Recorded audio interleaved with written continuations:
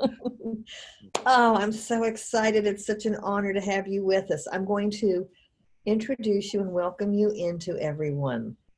Ladies and gentlemen around the world, and I hope someone, I'm going to open the chat box here in case somebody wants to chat. I hope someone is watching and sends us questions. Feel free to do so. It is my honor. It is my privilege. I am over the moon to have Dr. Charles Mansueto on our live Facebook summit with us today. Here, this man is so amazing. So let me give you a little bit of background. Dr. Mansueto is founder and director of the Behavior Therapy Center of Greater Washington in Silver Spring, Maryland. He is on the scientific advisory boards of both the Trichotillomania Learning Center Foundation for Body-Focused Repetitive Behaviors and the International Obsessive Compulsive Disorder Foundation. I want to make sure I got those two correct. And I was born of both of those organizations, but this isn't about me. He is the creator of the comprehensive behavior therapy for body-focused repetitive behaviors. The short version is called ComB. How apropos is that? C-O-M large B. Dr. Mansueto, I have known you for a long time. I know you haven't changed a bit in 30 years. I, on the other hand, am 150 years old. This is, was black when you first met me. That's the only change. But hey, whatever's going on up here, listen, is all about wisdom. Believe me, if I didn't color my hair, I'd have a lot more wisdom too. But so I've known Dr. Mansueto since the early 90s when he first got involved with both the International Obsessive Compulsive Disorder Foundation and at that time, the Trichotillomania Learning Center before it became the TLC Foundation for Body-Focused Repetitive Behaviors. The wonderful thing about Dr. Mansueto is, well, there are so many, but in particular for us, even though he doesn't have the experience of a body-focused repetitive behavior, trick or derm, he knows us. He knows what we're going through. He knows what it's like to suffer from these disorders. He knows not only about the behavior, but about the emotional components that go with them, the isolation, the shame, the depression, the comorbid problems of OCD and other comorbid illnesses, along with pulling and picking. He is an expert in this area. Dr. Mansueto, share with our audience how you became involved with the TLC Foundation for BFRBs.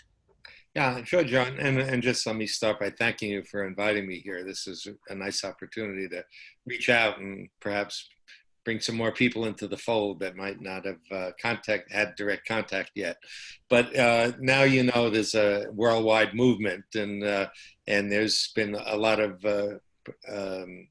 research and clinical work and attention to BFRBs. It's now made it officially skin picking since 2013, and we knew it always belonged there, but it took a long time for the powers that be to recognize that. We were there at the beginning when virtually nobody recognized BFRBs as a problem.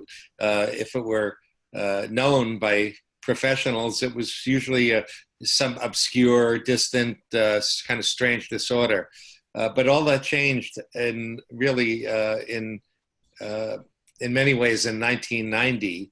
And at that time, I and two of my colleagues, Sherry Vavicek and Ruth Gollum, presented what we came to learn was the first national symposium on trichotillomania. I had gotten interested in it because I had worked at NIMH on some projects involving OCD. When they advertised for subject for the studies, looking at the ability of certain drugs to impact OCD, in particular one called anafranil, which isn't too widely used anymore, but was the first serotonin drug. Many people came forward asking if they could be included. They had hair pulling and wanted to know whether that was OCD and whether they could be subjects. Well, NIMH wasn't sure.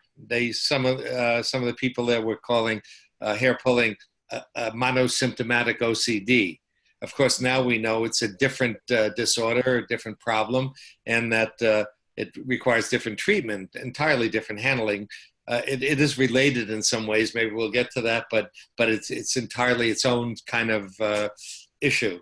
Anyway, so they accepted about 40 people, maybe a bit more, into their study for the use of anafranil for, in this case, a subgroup who were hair pullers. And so I was aware of that. The medication didn't work so well. And to this day, we don't have medications that work so reliably as they do, let's say, for OCD. We have the serotonin impacting antidepressants seem to be fairly reliable. 2/3 of people seem to get better to some extent with the medications. Not so with hair pulling. And so at that point, they knew we had a center over here that used non-medical interventions, non-medical treatments for varieties of problems, including OCD. And they recognized that that was a legitimate alternative to medications. So now they had these women and men who were unable to benefit from the experimental treatments at NIMH, National Institute of Mental Health, and they were disappointed. So they asked, "Is there anything we can do? Is it all over?" And they said, "Well, you could try over there at the other side of town, that group, the Behavior Therapy Center, and see if they have any tricks up their sleeve."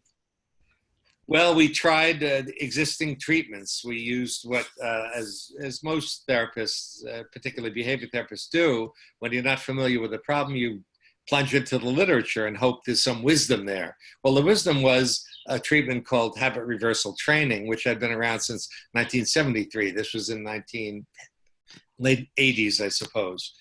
Well, we tried habit reversal training with 30 persons who came over from NIMH for treatment, and we discovered, as many people did, that the results weren't nearly as effective as we would have hoped.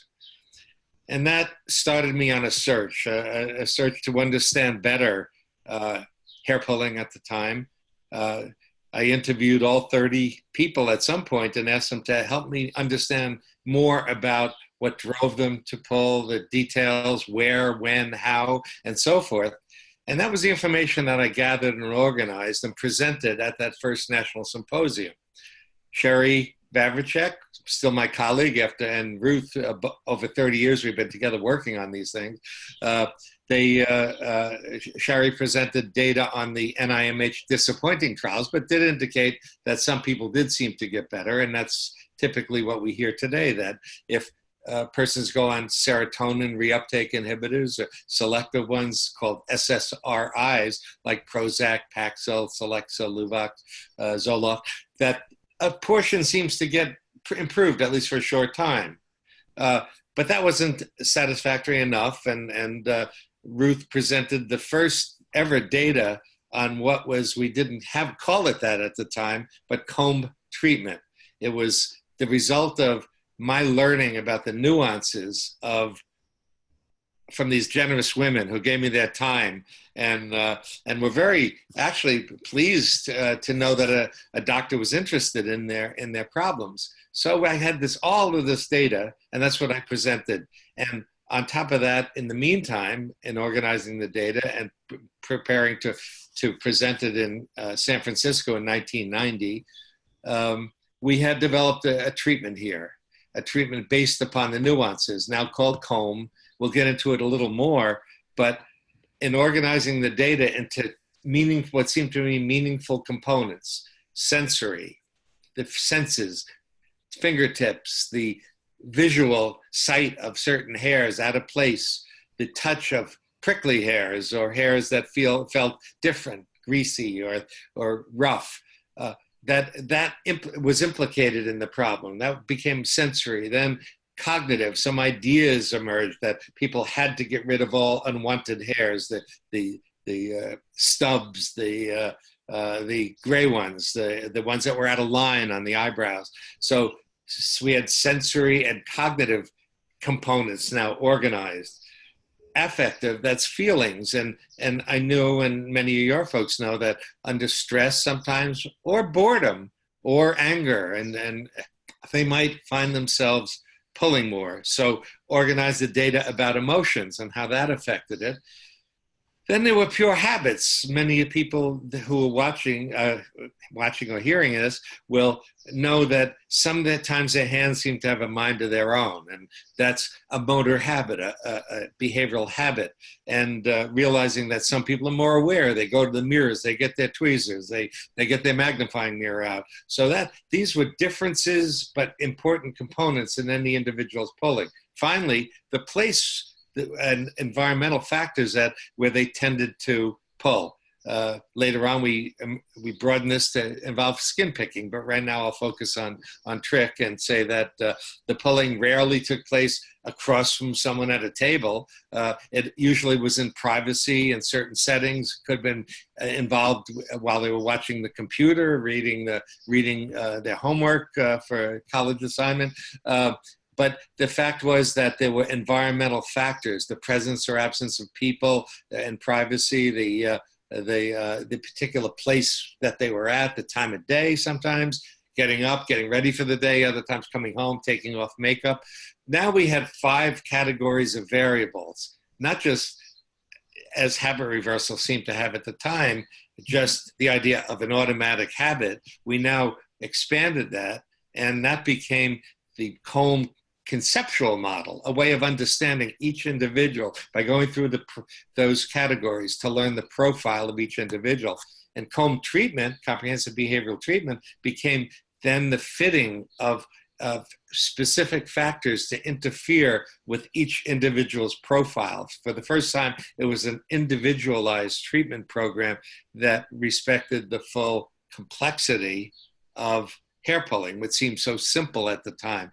Isn't hair pulling just the pulling of hair? No, it's a management of emotions. It's the response to environmental factors. It's the triggering by sensory feelings, fingertips, visual factors, and on and on. So that's what I feel very pleased about, is being involved in broadening the perspective on hair pulling. Now, everybody kind of knows that, and anybody who treats it has to realize that they have to go beyond the simple pulling of hair. All right, that was a little long-winded, but I got that out. I sketched out the ComB model, the ComB treatment, and a little bit of history as well. Oh, take as much wind as you want. This is fabulous. And you touch upon something that's so near and dear to my heart, which is, I mean, you've been a psychologist for so long, and I've only been doing this for 25 years. However, I get so many calls from people that say, well, I've been to this therapist and that therapist, and they really don't understand, because they don't understand the comprehensive behavior model. They have no clue what either trichotillomania is, excoriation disorder. They see it, as you say, as just a behavior, and they don't understand the nuances of all this. So people call me, say, I'm so frustrated. I keep wearing this rubber band around my wrist. And I go, okay, stop wearing the rubber band around your wrist and come in and let's talk and see what this is all about. One of the things that I wanted to mention here, because I'm hoping that there are some therapists and mental health professionals watching and listening out there, is that the TLC Foundation has the Professional Training Institute. If you are really serious about helping people with body-focused repetitive behaviors, you will go to this institute and learn how to help your clients. Yeah. Now, if I could just say that that's another thing I'm very pleased with. I love the TLC community, and the fact that I've been involved from virtually the beginning of it is very pleasing to me. But the other is recognizing while I was on the board and that there was obviously and still is a shortage of informed clinicians around the world. So I started the Professional Training Institute, TLC's PTI, Professional Training Institute, which has now trained over 1,000 clinicians around the world. For the first time in the fall, we'll be going to Mexico City, overseas. Well, it's not overseas, but it's international. Ooh.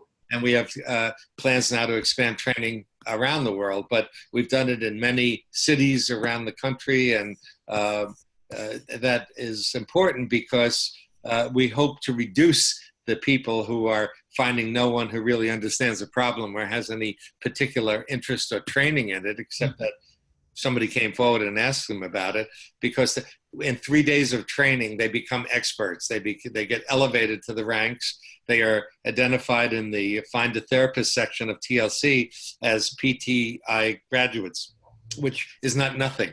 That means they've immersed themselves for a weekend to get certified as treatment professionals, and we use the ComB model as the model for learning about treatment and organizing their thinking about the many variables that I've already mentioned that constitute each person's unique profile.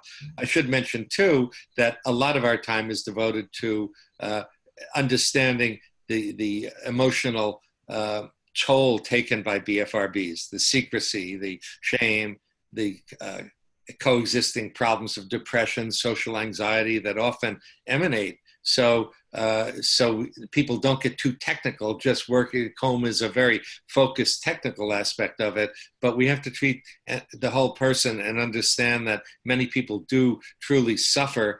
Lives can be changed. So this is not ordinarily a condition that ends a life like many physical disorders, but it ruins many lives. And that's what we want to try to limit by training people to address it appropriately. Yes. And that's how I grew my hair back, is because I never knew anybody else because of the isolation of it, because everybody thought I was so weird, because nobody understood why I wanted to do this. So for 25 years, from age 11 until 36, it's like, okay, I've got this thing that I do, but I don't know how to solve it. And I'm one of the people that actually called, or not called, but I wrote to Dr. Judith Rappaport when The Boy Who Couldn't Stop Washing came out, and I saw read the chapter about Jackie P in there, and I went, oh my God, somebody finally is addressing this. Yes. And then that led into a whole history, and that was Dr. Rappaport was the person who I was involved with at the time in those OCD studies, and Dr. Susan Sweeto should be mentioned too, because she was an assistant at the time. Now she's a very high-ranking person in National Institute of Mental Health, but she took a personal interest and still serves the board, and is really a wonderful person who continues to promote and be interested and involved in the BFRB community. I think, Dr. Mansueto, one of the biggest messages that we have for everybody is that there is hope available. Also, that there are brilliant people that have been, like yourself and Dr. Sweeto and Dr. Rappaport, who have been studying this, and many, many, many more people that serve on the scientific advisory board of the TLC Foundation. Oh my gosh. Jonathan Grant, you know them more than I do, but there is a long list of dedicated, caring professionals who know how much the TLC community, who know how much those of us that suffered from BFRBs are suffering. Mm-hmm. So please, everybody that thinks there isn't anybody who cares, anybody that thinks there isn't any treatment for this, oh yes, there is. Mm-hmm. And now you're learning how to find it. You've got to go to the TLC Foundation. And please, okay, I have to do this. Come to the conference, because that's a major component of why we're doing this live Facebook, is to get you all to come to the conference so you can meet Dr. Mansueto live. If you want to talk to me, I'll be there too. there has been so much that has gone on. No, there is not a cure for it. Okay, see, here's where I go bonkers, because in my world, I've had great success thanks to you and so many others and the research that I've done. So I'd say 90% of my clients have been in remission for a very long time. So even though technically speaking, there is no cure, there are many of us, myself, Christina Pearson, our dear founder, there are many, many people that have gone into remission, and it is possible to manage the urges, manage the behaviors, and with time, it's entirely possible that you could let go of this. It would be unethical of me to say there is a cure. It would be unethical of me to say, yes, everybody can stop pulling. But with the success that we've had, the knowledge that Dr. Mansueto and his colleagues have provided us, there is a very good chance that if you do what we tell you to do and practice the strategies, and then we help you with the emotional component of the shame and the depression, the anxiety, the isolation, the devastation, the stress, the tension with partners and spouses and parents and family members and friends and blah, blah, blah. We're here to help you with all this, and you can make great strides in your recovery. You really can. It is possible to do so much better and have a high quality of life, whether you pull or not. And if you do the strategies as we teach you, there is a high likelihood that you may stop pulling and you may stop picking. The resources are abundant. We are here. That's why I'm doing this live summit on Facebook, because we are here to tell you that there is hope available and you don't have to suffer. Okay, that was really long-winded, but I wanted to get that message out there. I think we both used up some wind here, but that's good, as long as it's a good message, and it was. Just let me bounce off a couple of things you said. One is that fortunately we've had incredible professionals from the medical side of the board, as well as the psychological side. We've had individuals on the board that represent the best of the clinical community and also the best of the research community. They've really, much of the modern understanding of OCD has come out of the very same people who sit on that board. Although now there are more people, more students, others that are being drawn into the you might say, the movement. It's been exciting to be part of almost from the ground floor up, of watching an emerging area within the OCD, what had been the spectrum of disorders, now to have its own identity as BFRBs, and to watch how many people's lives are affected in positive ways. Mm-hmm. One of the things that you mentioned also, the question of cure versus management. The fact is that this gets, and again, the ComB model, looking at 5 categories of the fabric of human existence, the way our senses work, the way our thinking operates, the way our emotions get involved, the way our habits, raw habits of physical, that we don't even know we're doing it sometimes, feeling, touching, and the way that environmental cues impact us. It shows that BFRBs gets involved in the very fabric of existence. That covers a lot of human functioning. And so that's, I think, what makes this so hard to treat, that it becomes a part of the way of life for many individuals. That's why we always like to get kids, because if we can stop it early on, then we've seen so many kids who just don't have BFRBs anymore as part of their lives, that it's gone. Wow. And so what we want to do is get more and more adults in the same boat. Now, some of them are in the same boat. Maybe it's just that it's sort of a medical notion of cure versus management. We all kind of know that we probably should get more exercise. We should call up our our friends more, keep in touch with people, eat better, healthier food. And a lot of individuals do manage to take care of those areas better than they used to. But we don't talk about being cured of those things. Right. We talk about our lives are better managed because we've incorporated healthier habits, healthier patterns of existing, and we're very pleased with that. So I think if you think about it that way, Yes. we don't have to, we'd like to have people never again have an urge, have a pull, have a pick of their skin, but we're human. And even those who have changed their lives sometimes slip back a little bit into some old patterns, and that's not a sign that they're not cured or that they failed. It just is part of being human. Mm-hmm. So I don't know that getting too hung up on cure versus management really serves us well. Yes, but it's something you. I think, is there a cure? Well, maybe someday we'll have a ray gun or a bead. A pill. I'd love it. We have other things we can work on. I would love that. But right now we're so much better off than we ever were because people now are more and more not suffering in isolation. We still have a lot of ways to go in that, and more finding help that makes sense to them to aid them in their efforts to overcome it.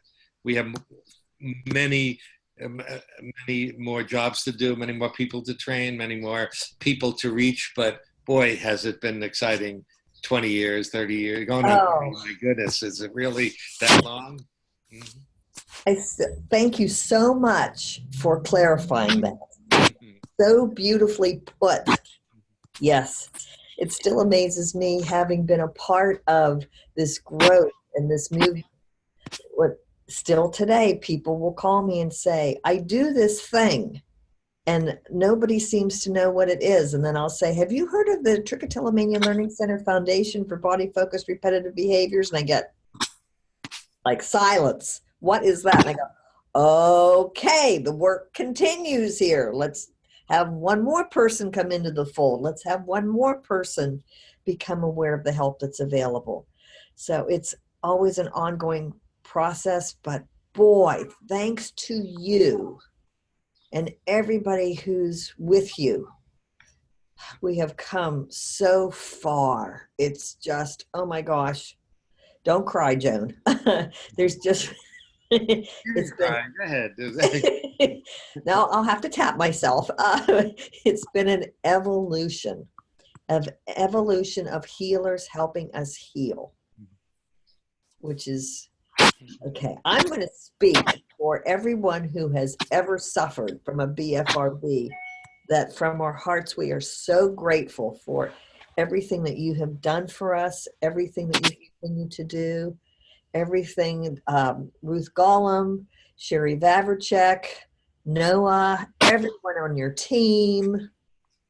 And now we have people across the country because Marla was trained here, and so did Renee Renardi, and, yes. And many people, Jenny Yip out in California, all around. That's the good news, is things spread. And so, yeah, a lot of the spreading was emanated from our center, but it's emanating from other centers as well and other places. So it's really a universal effort that's underway. Just we have more of the universe to spread to. That's all. And we are spreading it today. Yeah. My intention is that 10 billion people around this planet tune in to this live Facebook, getting the word out there, because this is the new medium, Dr. Mansueto. Mm-hmm. Social, Facebook is the new medium. And this is going to get out to so many people. Mm-hmm. So, okay. What I want to tell everybody too is I'm going to put in the comments the address and the phone number for the Behavior Therapy Institute of Greater Washington, so people know how they can contact your center. I'll have my information in there too. As everybody knows, I do virtual consulting around the world, so you're not limited. I mean, if you don't happen to be in the greater Pittsburgh area, no big deal. I've consulted with people around the world on BFRB, so I'm happy to talk with you if you have a question. Dr. Mansueto, is there anything else that you would want? I mean, we've covered so much wonderful information here today. Anything else that you would want to leave our viewers and listeners with today? Sure. You mentioned the conference, and Oh, well, yes, you're going to be. We're both going to be there, but go ahead. you said something that I just want to respond to. Everybody who works in this field, professionals, everyone I know that's stuck with it and works side by side together. Nobody looks at it as a sacrifice. So it's always a little embarrassing to hear, thank you so much for what you, it was a pleasure. Believe me, I've met people in the world of BFRBs that I would love to have met anyway, regardless of whether or not they pulled their hair, picked their skin, or did anything to themselves. So it's been a real privilege. So it's not, it's mutual. I thank the community, the other professionals that have become my lifelong friends, really. Not exactly lifelong, but almost lifelong, because it's been so long. That was one thing I just wanted to mention. And every follower of this program, the conference, whatever it takes, if you can get there, hitch a ride, Yes. sleep on someone's hotel room floor, pool together with others. There are workshops.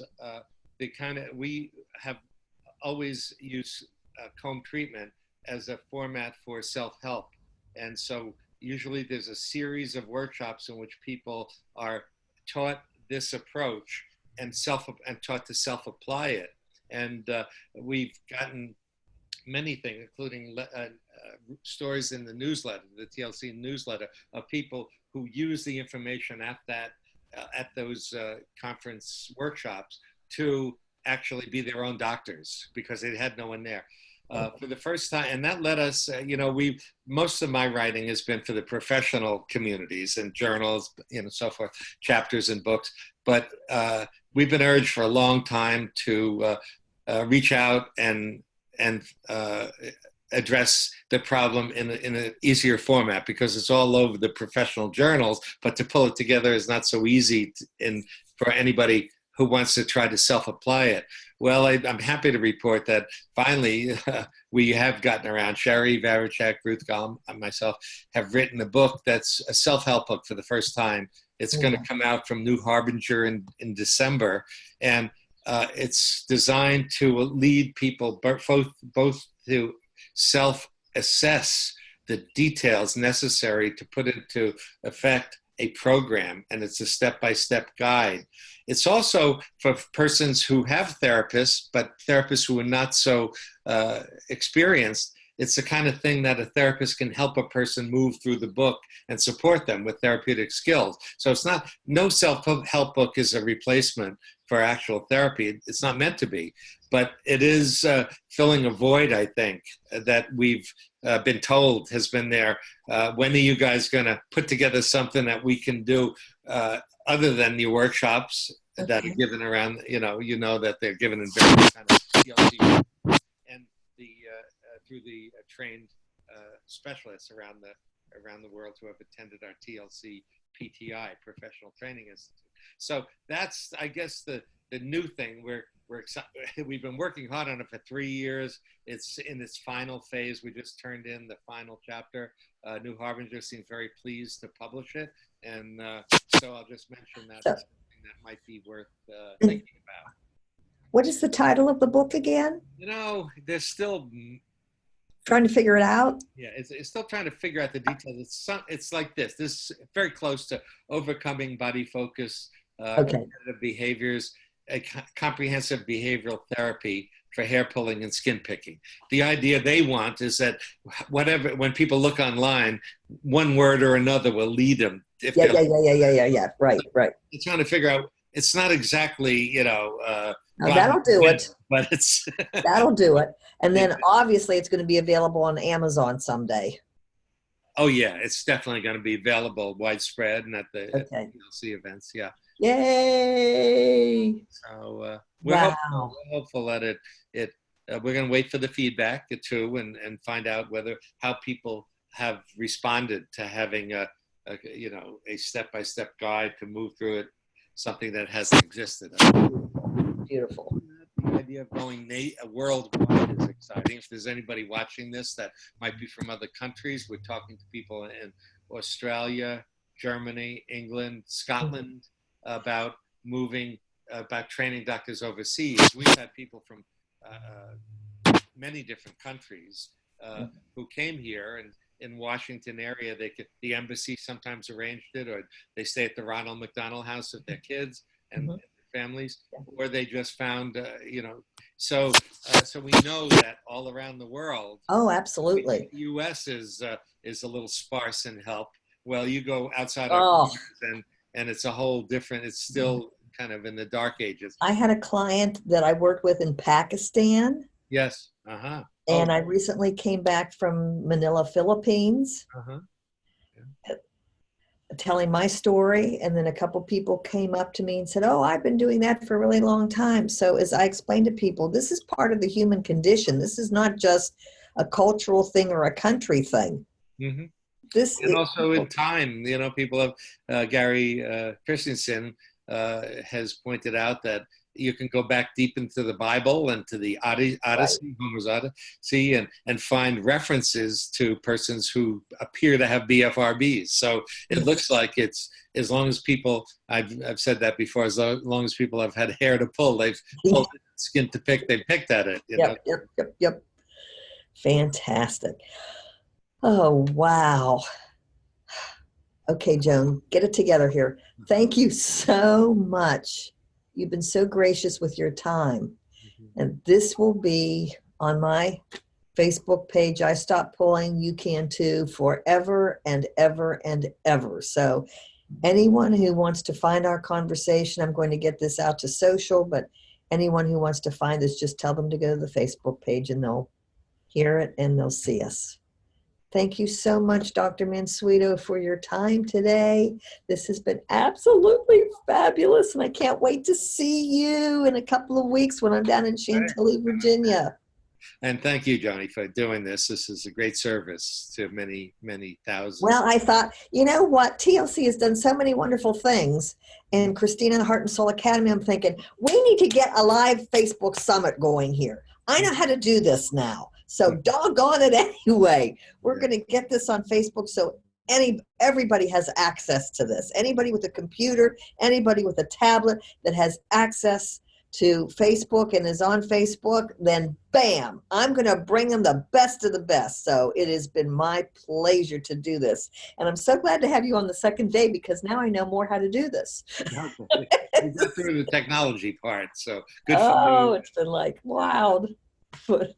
Thank you very much for your time. God bless you, and I will see you soon. Thank you to everybody watching and listening out there. I so appreciate everything. So tell everybody you know to watch this and get this information.